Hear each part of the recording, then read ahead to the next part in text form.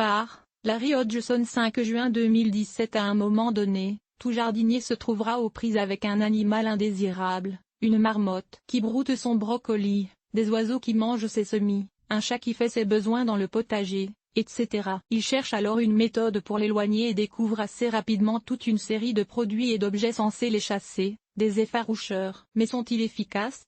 Il y a des dizaines d'effaroucheurs sur le marché et autant sinon plus de produits de maison qui peuvent servir à cette fin, des hiboux ou des serpents en plastique, des rubans argentés ou des assiettes en aluminium qui bougent au vent, des systèmes qui émettent des sons de coups de fusil ou des ultrasons, des produits malodorants comme les œufs pourris, l'urine de prédateurs et du poil des animaux domestiques, l'épouvantail classique, et j'en passe. Les effaroucheurs fonctionnent en faisant peur aux mammifères, et aussi aux oiseaux dans certains cas. L'animal sent qu'il y a quelque chose qui ne va pas et s'éloigne du lieu. La plupart fonctionnent quelque temps, mais quand l'animal se rend compte éventuellement qu'il n'y a pas vraiment de danger, il revient. Le secret, donc, n'est pas de se munir d'un seul répulsif, mais de plusieurs, et de les utiliser en rotation. Normalement, un effaroucheur sera efficace environ 2 semaines, donc il vous faut tout un arsenal de répulsifs pour passer l'été en paix. En voici quelques-uns. Les épouvantails peuvent être efficaces pendant une courte période. Photo.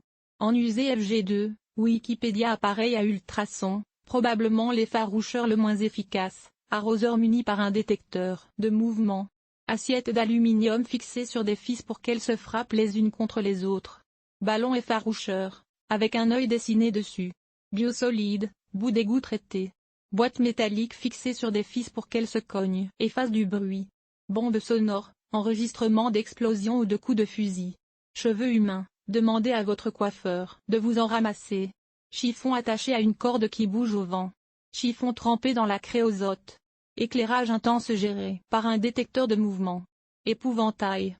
Farine de sang ou fumier de poule, et ce sont des engrais et tout. Feuille d'assouplissant très parfumée. Musique forte. Naphtaline, boulamite, attention de ne pas les laisser à la portée des enfants et des animaux domestiques. Pourri. Plantes répulsives, achillée, ail, aneth, armoise, ciboulette, estragon, lavande, oignon, origan, saugerus, tanésie, étain. Poil de chat ou de chien. Pulvérisation à base d'ail. Savon Irish Spring, Dial ou tout autre savon très parfumé.